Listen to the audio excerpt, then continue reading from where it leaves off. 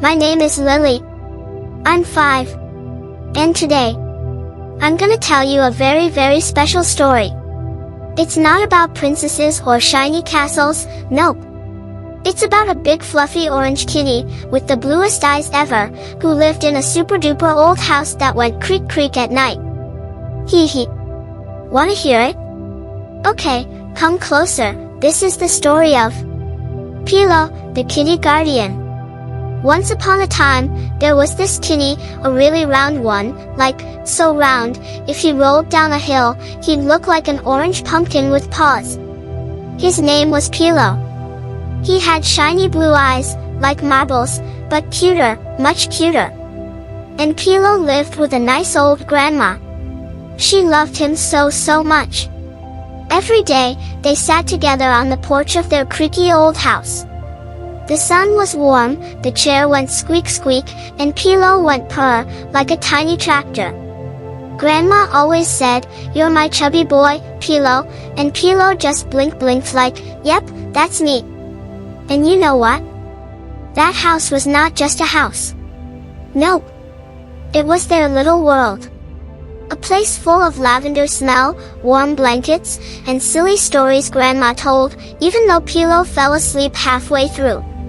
But Grandma didn't mind.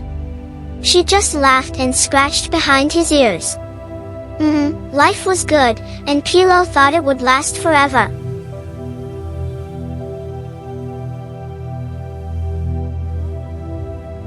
Once upon a time, in a house that had more creaks than a grandpa's knees in winter, there lived a cat named Pilo. Now, Pilo wasn't just any cat.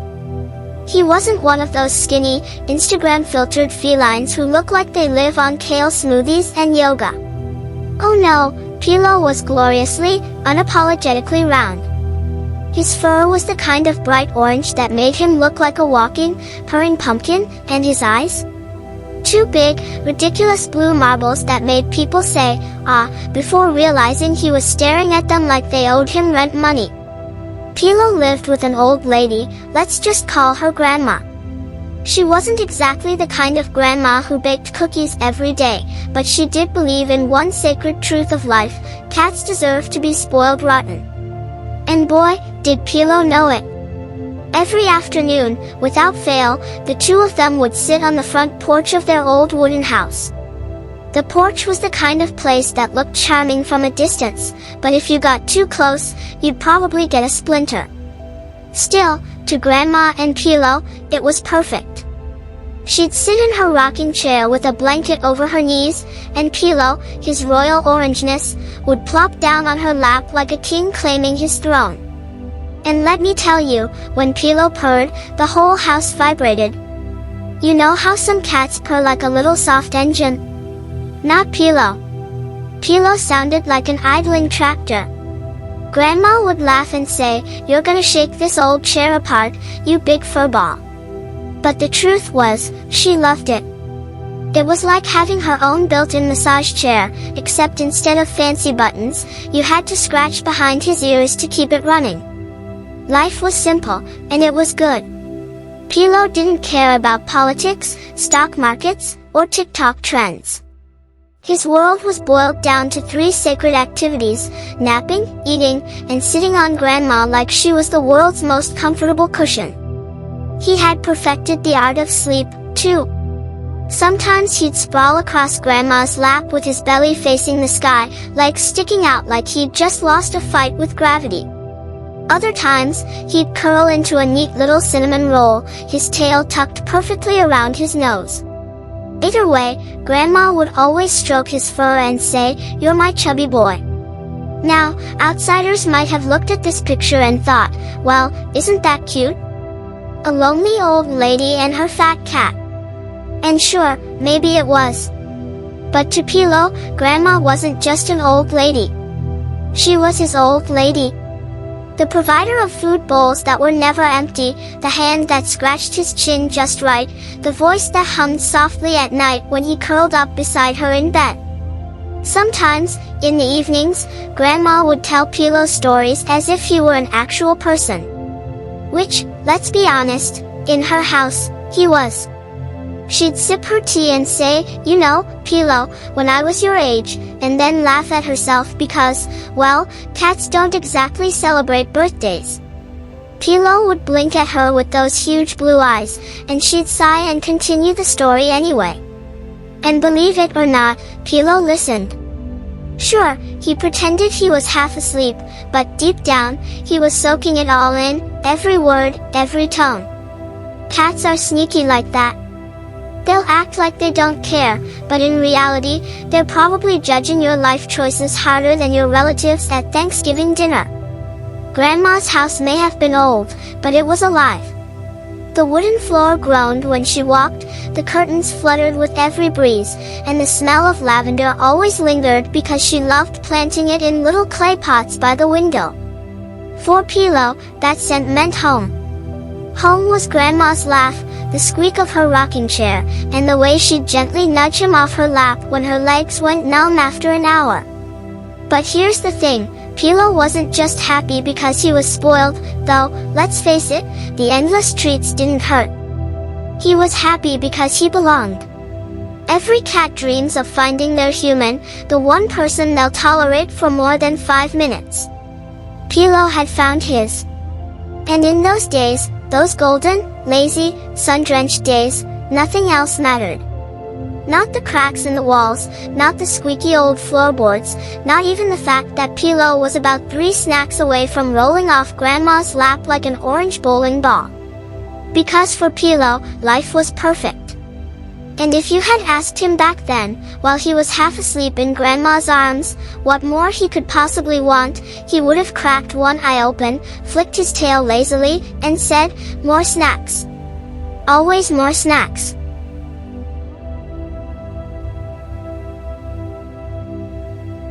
Life, as Pilo knew it, was good, until it wasn't.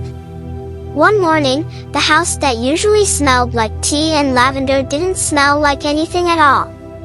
Grandma hadn't come out of her bedroom. Normally, she was up early, humming some off-key tune and clattering dishes in the kitchen like she was auditioning for a percussion band. But that morning, silence. And silence, my friend, is the one thing cats don't trust. Pilo sat outside her door, his big blue eyes staring at the crack beneath it. He meowed, once, twice, louder the 3rd time. Nothing. You'd think Grandma would have rushed out, complaining, all right, I hear you, Mr. Drama King. Breakfast is coming." But nope. The door stayed shut. So Pilo did what any self-respecting cat would do, he waited. And waited. And then waited some more. If patience was a sport, cats would win gold medals, mostly because they don't actually have anywhere better to be.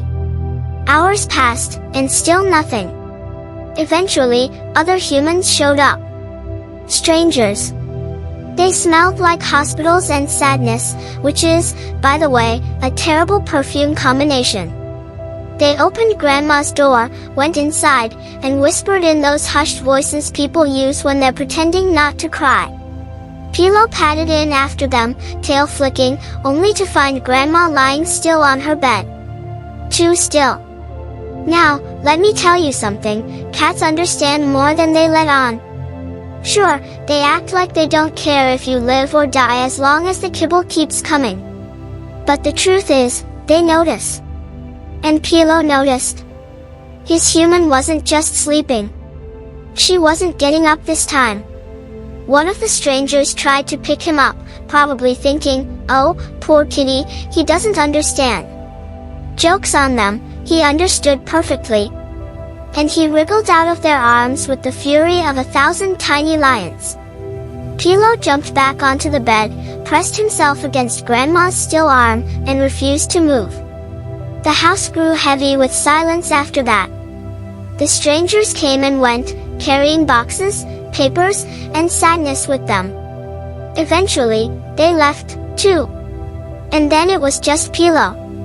The fat orange cat with blue eyes, sitting in a house that suddenly felt too big, too empty. He kept waiting at that bedroom door for days.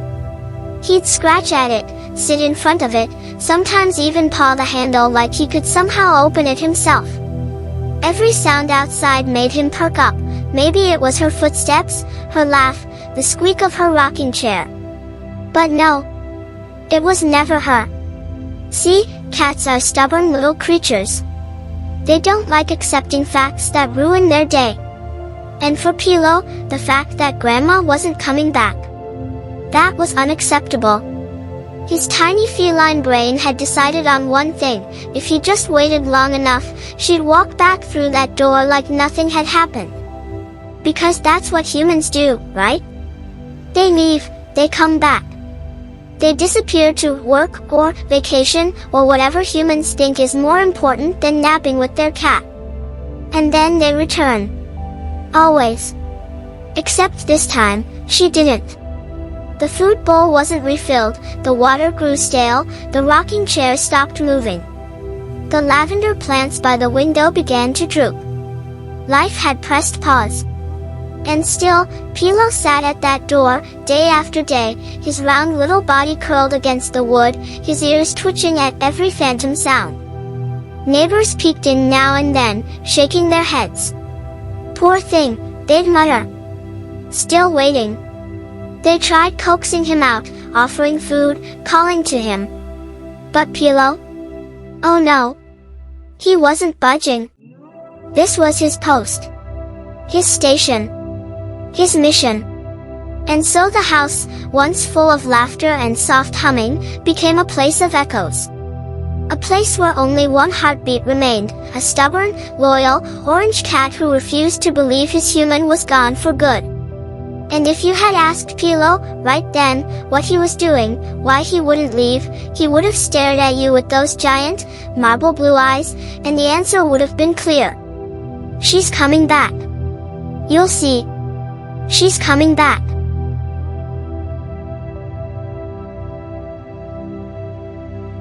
The thing about houses is, they don't stay alive on their own. They need people. Laughter bouncing off the walls, footsteps across creaky floors, the occasional argument over who forgot to take out the trash. Without that, a house is just wood and nails. And when Grandma left, her house started dying in slow motion. At first, it was little things. The rocking chair stopped squeaking because nobody sat in it. The teapot stayed cold because no one boiled water. The lavender plants by the window, once bright and cheerful, sagged like teenagers asked to wake up before noon. And then came the dust. Oh, the dust, creeping in like an uninvited relative who just needs a place to stay for a week, but ends up staying forever. But through it all, there was Pilo. Now, you might think a big, fat orange cat would just pack up his emotional baggage and find another human to mooch off. Cats aren't exactly known for their loyalty, right? Wrong. Pilo wasn't just any cat. He wasn't going anywhere. This was his house, his grandma's smell still lingered in the curtains, and as far as he was concerned, abandoning ship was for quitters. So, he stayed. Every night, Pilo curled up in Grandma's chair, the one with a cushion that had the permanent imprint of her favorite spot. He'd sprawl out like he owned the place, which, let's be honest, he kind of did now. And if the floorboards groaned under his weight when he jumped down, well, that was just the house complaining. During the day, Pilo would patrol the rooms like a furry little security guard. He'd push doors open, sniff corners, and occasionally bat at cobwebs, as if he were doing some kind of maintenance. Spoiler alert, he wasn't. The cobwebs were winning. But in his mind, he was keeping the place in shape for when Grandma came back. Because, hey, maybe she was just out, shopping. For a really, really long time. Of course, the world outside didn't stop. Kids still played in the street, the mailman still shoved envelopes through the slot, and neighbors still gossiped about the creepy old empty house. They'd whisper about it like it was haunted, when really, the only ghost in there was one very stubborn orange cat who refused to leave. At night, when the wind howled and rattled the shutters, Pilo would sit in the window, his blue eyes glowing like two tiny lanterns. Imagine being some poor kid walking by, seeing a fat orange shape glaring out at you with glowing eyes. Instant nightmare fuel. Congratulations, you're haunted by Garfield's cousin. But here's the thing, the house wasn't empty. Not really. It had Pilo. And Pilo carried Grandma with him, in the way he still slept in her spot, in the way he lingered in the kitchen where she used to cook, in the way he sometimes meowed softly into the silence, like calling her back.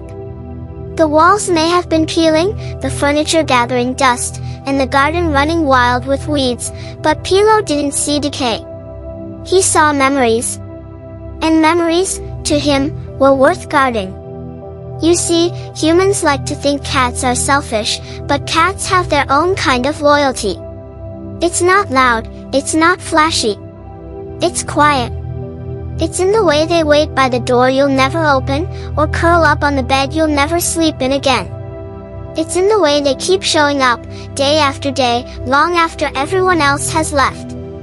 So, while the house may have looked abandoned to outsiders, to Pilo it was still alive, just sleeping.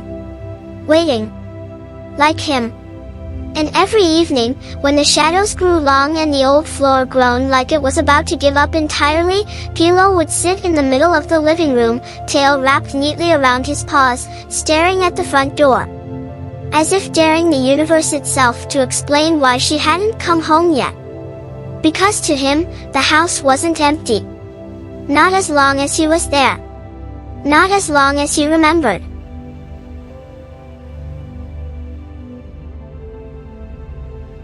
Loyalty is a funny word. Humans throw it around all the time, loyal customer, loyal friend, loyal spouse. And then, someone forgets to put the toilet seat down and suddenly that loyalty is out the window. But Pilo? Oh, Pilo understood loyalty in its purest, most stubborn form. Every evening, like clockwork, he dragged his chubby orange body to the front window.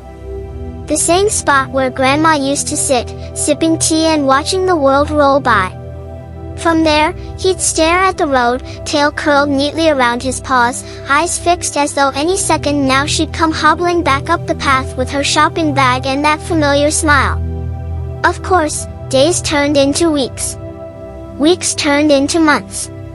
But cats don't own calendars. Lucky them, they don't have to deal with Monday blues or tax deadlines. Pilo simply kept waiting, because in his world, Grandma had just stepped out. People step out all the time. They come back.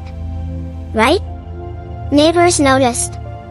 They'd walk by and see him there, his blue eyes shining like little porch lights. Some thought it was sweet, some thought it was sad, and some, let's be honest, just thought it was creepy. Because nothing says haunted house like a fat orange cat glaring at you through dusty curtains at midnight. Poor thing, they'd whisper. Still waiting. They tried everything. One neighbor brought a bowl of tuna, thinking, that'll do it. No cat can resist tuna. Wrong.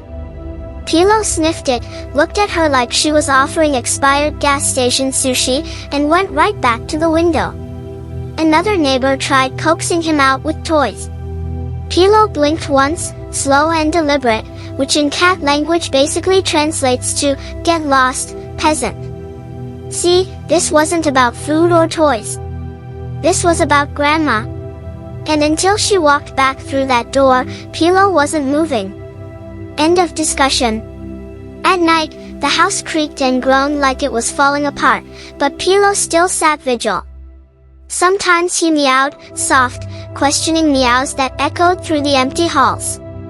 If you've ever heard a lonely cat meow in an empty house, you know it sounds like heartbreak dipped in velvet. And yes, sure, maybe it was dramatic. But loyalty usually is. The seasons changed. Summer baked the porch until the wood was hot under his paws. Autumn sent leaves skittering across the yard like little ghosts.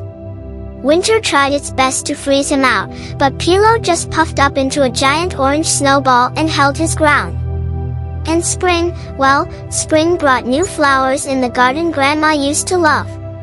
He sat among them sometimes, his bright fur blending in with the marigolds, eyes still fixed on that path.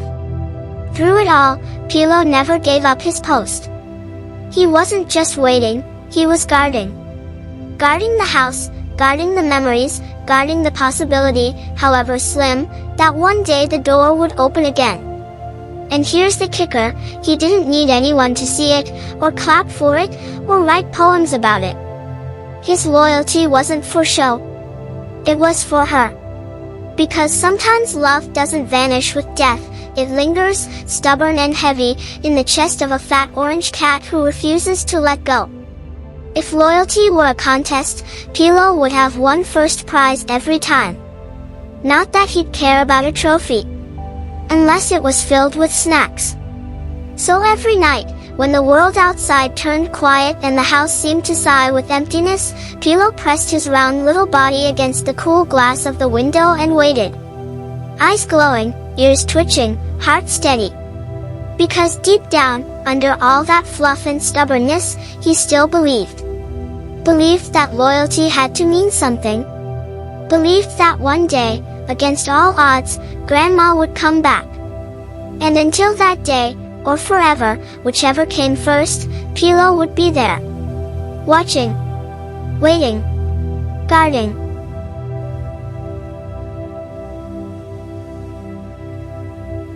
Empty houses attract two kinds of people, real estate agents and troublemakers. Since nobody was about to sell Grandma's creaky, lopsided palace, guess which one showed up? Yep, the troublemakers. It was a chilly evening when a pack of kids decided the house was haunted. Now, mind you, every neighborhood has that house, the one people whisper about while daring each other to knock on the door. Grandma's place had officially earned the title. Sagging roof? Check. Broken shutters? Check. Creepy orange cat with glowing blue eyes sitting in the window at midnight? Oh, check and double check. Bet you won't go in, one boy sneered, the kind of kid who peeked in life at age 12. Bet you won't either, another shot back, even though his knees were already knocking. So, naturally, the gang did what all kids with more bravery than brains do, they crept up the path, flashlights in shaky hands, ready to prove something to each other that none of them would actually remember in adulthood. Inside, Pilo was on duty. You'd think an overweight orange furball couldn't pull off menacing, but oh, you'd be wrong.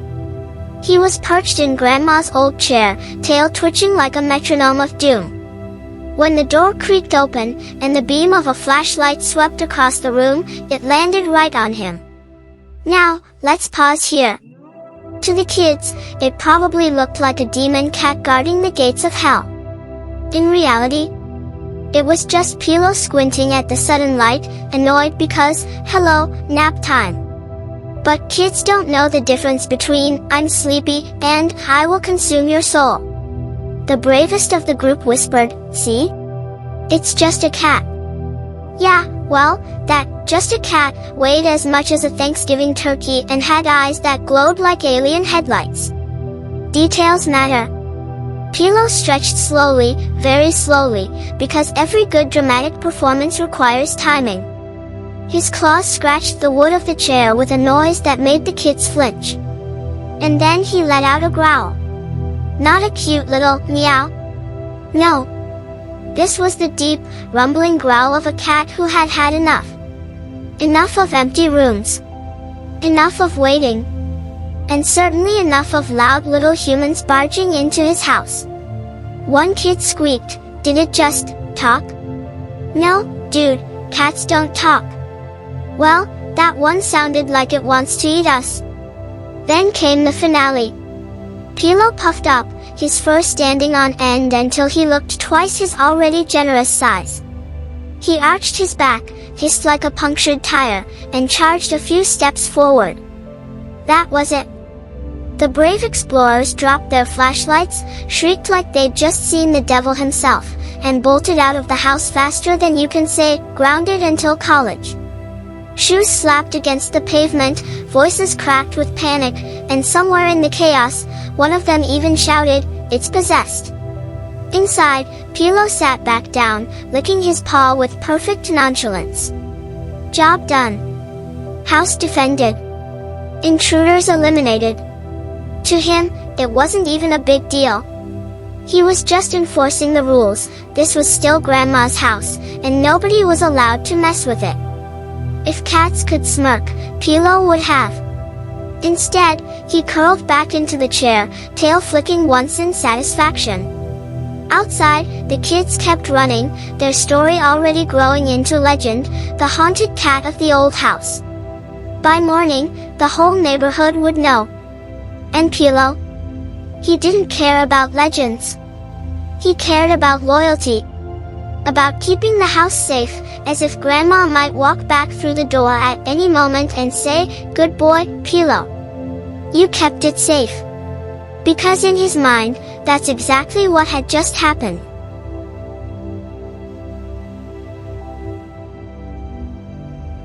You know how people say houses hold memories?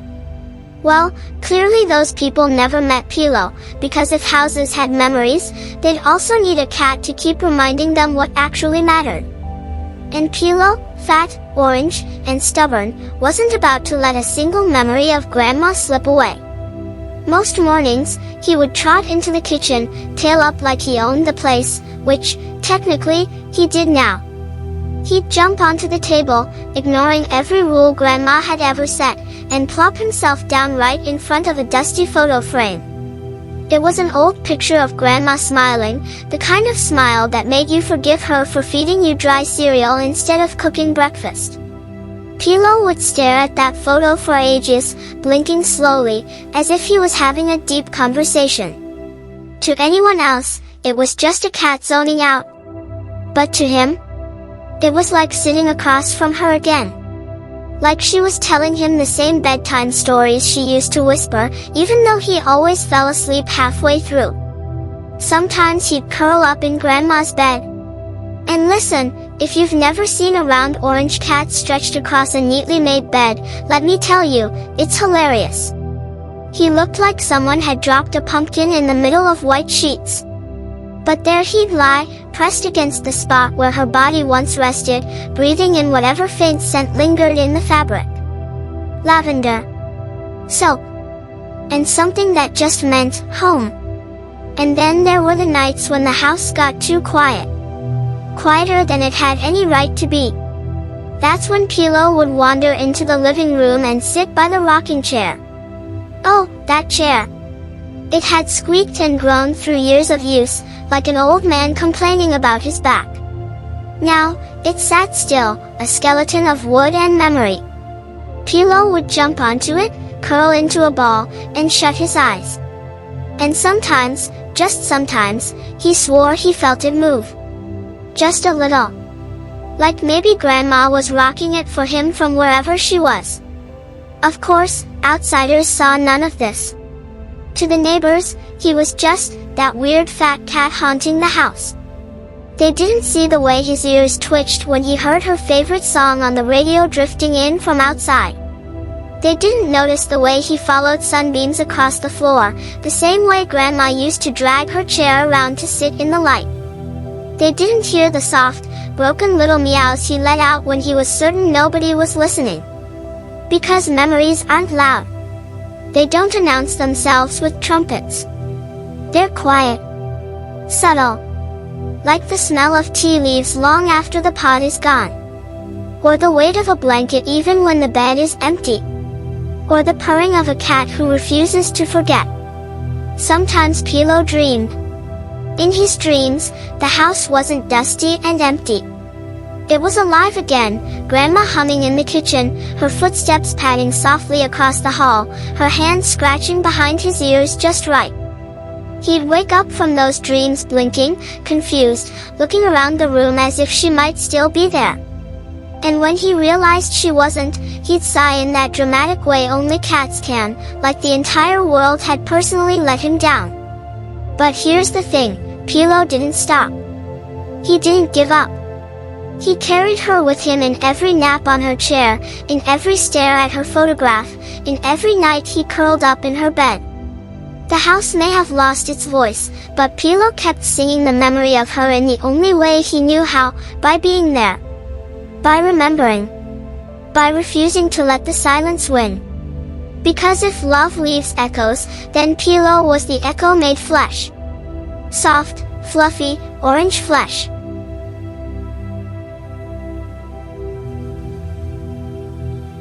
Time is rude.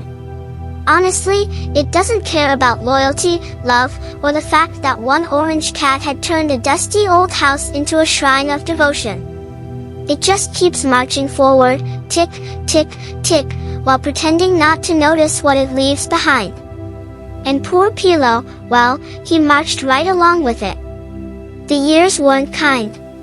His once bright orange fur dulled to something more like pumpkin pie left out overnight. His round little belly sagged a bit lower with every step.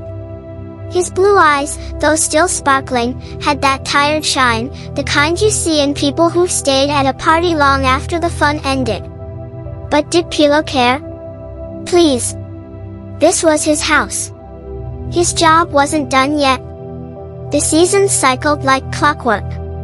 Summers baked the porch, autumn drowned the yard in leaves, winter tried its hardest to freeze him into an orange popsicle, and spring kept throwing flowers around the garden like it was trying too hard. Through it all, Pilo remained. Watching. Guarding. Waiting. Neighbors whispered about him. "That cat's still there?" they'd ask, shaking their heads like he was some urban legend. Kids dared each other to get close, but none made it past the gate, because there he was, always, those glowing blue eyes in the window, a reminder that this wasn't just some abandoned house. It was still alive. Because he was still alive. But even guardians get tired. One morning, Pilo didn't patrol the hallway. He didn't scratch at the dusty curtains or glare at the mail slot. Instead, he climbed, slowly, carefully, into Grandma's favorite chair. The wood creaked under him, almost like greeting an old friend. He settled into the cushion, kneading it with paws that weren't as steady as they used to be. And then, with a long sigh that rattled out of his round body, he curled up. The sun spilled through the window, soft and golden, like the afternoons he and Grandma used to share.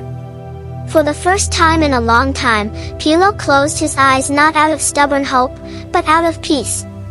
Maybe he dreamed of her hands scratching behind his ears, of her laugh echoing in the hallway, of warm milk poured into his bowl without him even asking.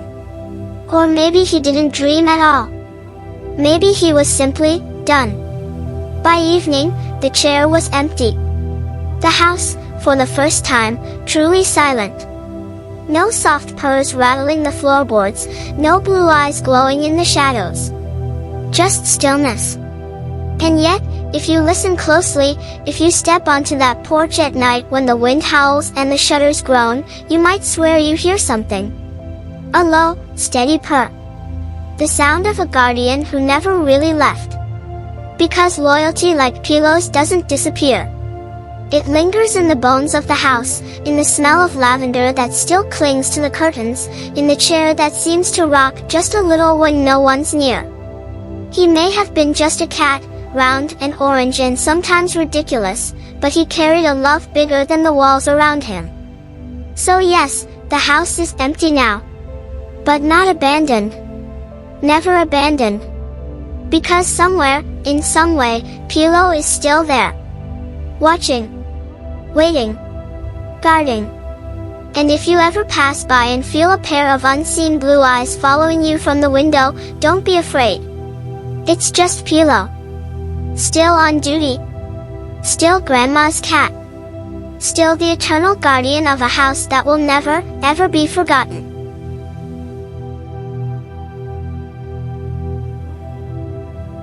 So, that's the story of Pilo. The kitty who never, ever left. Even when Grandma had to go far, far away, he stayed. He waited, he guarded, and he filled the house with his love. Some people think cats don't care, but Pilo showed them all. He was the bravest, chubbiest, most loyal kitty in the whole wide world. And maybe, If you ever walk past an old quiet house at night, and you see glowing blue eyes in the window, don't be scared. That's just Pilo. Still guarding, still waiting, still Grandma's kitty forever. Okay, sleepy time now. Close your eyes, and dream of purring kitties who love you always. Good night, from me, Lily, and from Pilo too. Purr, zzz.